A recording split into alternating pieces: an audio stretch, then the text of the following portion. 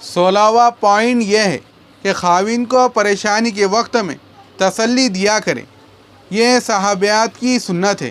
جیسے نبی صلی اللہ علیہ وسلم پہلی وحی کے بعد گھر تشریف لائے تو خدیجہ الکبریٰ رضی اللہ تعالیٰ عنہا نے ان کو تسلی دی تھی، بلکہ آپ فرماتے تھے مجھے اپنی جان کا خطرہ ہے، تو انہوں نے فرمایا کلا، ہرگز نہیں، آپ تو صلہ رحمی کرنے والے ہیں اور دوسروں کا بوجھ اٹھانے والے ہیں، اور آپ تو جن کے پاس کچھ نہیں ان کو کما کر دینے والے ہیں، مہمان نوازی کرنے والے ہیں۔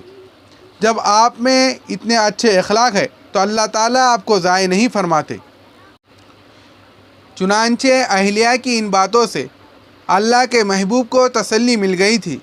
خاوند کبھی کاروبار سے یا کسی اور بات سے پریشان ہو تو عورت کی ذمہ داری ہے کہ وہ گھر میں آئے تو تسلی کے بول بولے، یہ نہ ہو کہ اس کی پریشانی کو اور بڑھانے کے لیے پہلے سے تیار ہو۔ ہمارے ایک واقف تھے، ان کا مشرقی پاکستان میں کام تھا۔ یہ ملک کی ڈویژن سے پہلے کا واقعہ ہے۔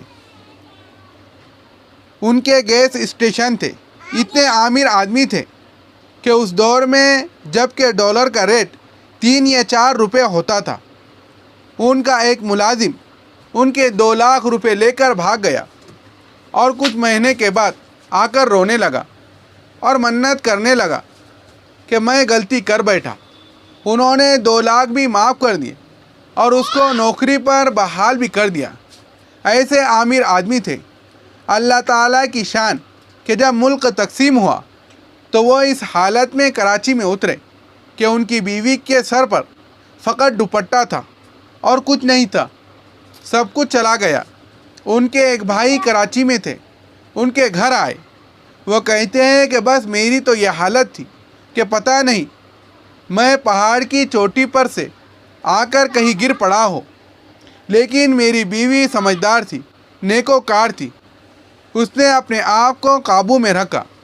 میں ڈپریشن میں کئی مرتبہ جانے لگتا، میری بیوی مجھے تسلی دیتی کہ گھبرانے کی کیا بات ہے، اللہ تعالیٰ ہمیں یہاں بھی رزق دیں گے۔ کبھی کہہ دیتی کہ جو پروردگار وہاں رزق دیتا ہے اسی پروردگار نے یہاں بھی رزق دینا ہے۔ حتیٰ کہ ہم کبھی دسترخوان پر اپنے بھائی کے گھر والوں کے ساتھ کھانا کھانے بیٹھتے تو وہ خود بخود یہ بات شروع کر دیتی کہ جی اتنا بڑا حادثہ ہوا اور میں تو بڑی گھبرا گئی ہوں، مگر میرے میاں نے تو اس چیز کو ہاتھوں کی میل بنا کے ہی ختم کر دیا۔ تو وہ کہنے لگے کہ جب بیوی لوگوں کے سامنے ایسی باتیں کرتی کہ میرے میاں نے تو ان ملین ڈالر کو ہاتھوں کا میل بنا کر اتار دیا ہے، تو میں سوچتا کہ بھائی بیوی کو گھبرانا چاہیے تھا، وہ کمزور دل ہوتی ہے، جب وہ ہمت کی بات کر رہی ہے تو میں کیوں گھبراؤں۔ چنانچہ میں اپنے آپ کو تسلی دیتا۔ فائدہ کیا ہوا کہ بیوی کی حوصلہ افزائی اور تسلی آمیز باتوں سے میں نے چند دنوں کے اندر اپنے آپ کو سنبھال لیا۔ پھر میں نے بیوی کے مشورے سے بھائی سے قرض لے کر ایک ٹرک خریدا اور ٹرک کو چلانا شروع کیا۔ اللہ تعالیٰ نے رزق تو پہنچانا ہی تھا۔ ٹھیک 5 سال کے بعد میں سینکڑوں ٹرکوں کے کمپنی کا مالک بن گیا۔ وہ خود یہ واقعہ سناتے ہیں اور کہتے ہیں کہ میں اپنی بیوی کا یہ احسان کبھی نہیں اتار سکتا کہ اس نے اس پریشانی کے وقت میں میرے دل کو کتنی تسلی دی۔